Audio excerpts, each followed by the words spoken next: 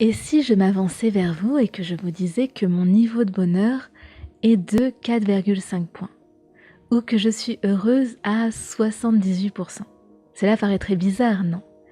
Et pourtant, cela va être le sujet de notre podcast et des podcasts à venir. Peut-on mesurer le bonheur? Peut-on le quantifier?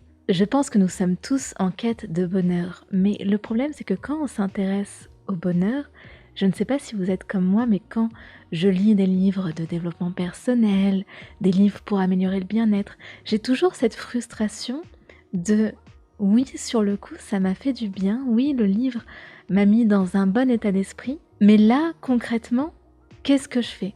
Je fais quoi pour améliorer mon bonheur? Il y a ce côté très théorique, très philosophique, mais on n'a pas le côté pratique. Comment peut-on mettre des choses en place dans notre vie quotidienne pour améliorer notre bonheur? Pareil, vous savez que j'ai une chaîne d'occultisme, vous êtes sur ma chaîne de podcast, Dorémy Podcast, mais j'ai également une chaîne Dorémy Occultisme, et je n'ai jamais fait des vidéos, par exemple, d'une heure sur la vie de Nostradamus ou d'une heure sur la légende des sirènes. Non, parce que ce qui m'intéresse dans la vie, c'est d'avoir une application pratique de mon savoir.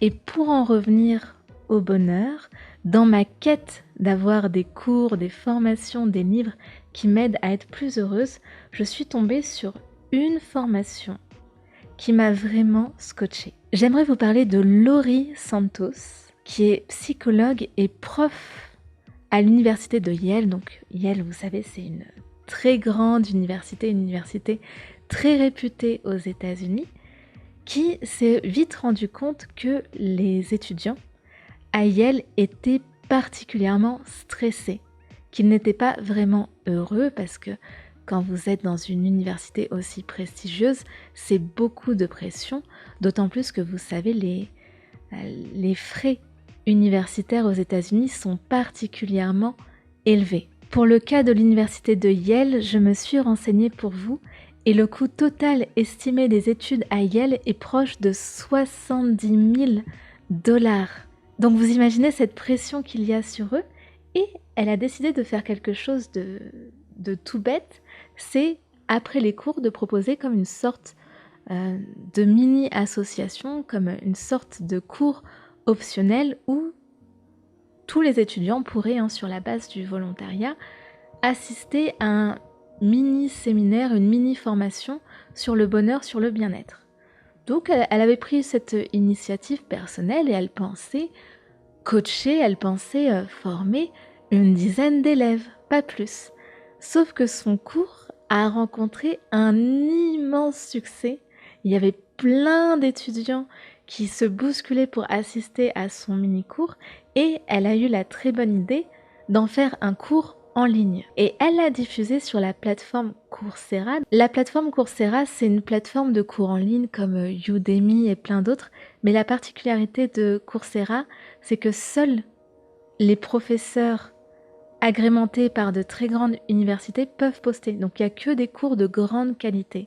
Et ça permet à la fois aux professeurs de se faire connaître, mais aussi de mettre un peu en lumière son université. Donc elle l'a fait au nom de l'université de Yale.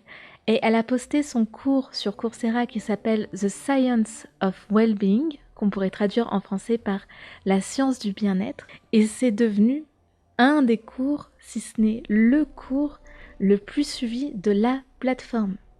Au moment où je vous parle, il y a 3 600 000 personnes qui ont suivi son cours. Et il a été noté 4,9 sur 5, 97% de satisfaction. Donc elle est vraiment partie d'une initiative personnelle, l'initiative d'une prof qui a à cœur le bien-être de ses élèves, et aujourd'hui elle est vraiment devenue une figure du développement personnel.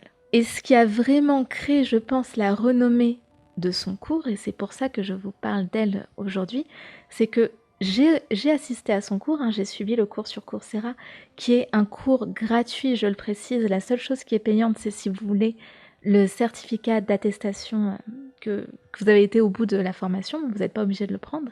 Et ce que j'ai vraiment aimé dans son cours, c'est qu'elle est vraiment dans le concret. Elle a réuni plein d'études sur le bonheur, plein de statistiques. Elle donne vraiment des résultats chiffrés, des connaissances chiffrées. Elle vous pousse à tenir un journal où vous mettez à jour ce journal pendant que vous suivez la formation. Donc j'ai vraiment apprécié son côté pratique.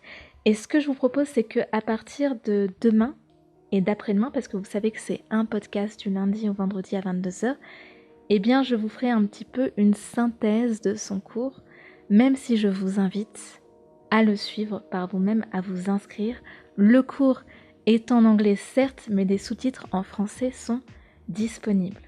Donc voilà un petit peu pour l'introduction sur la science du bien-être de Laurie Santos. Et du coup, je vous dis à demain pour rentrer dans le concret, voilà, pour voir ce que Laurie Santos a à nous dire sur le bonheur. Passez une bonne fin de soirée et je vous dis à demain, 22h. Ciao!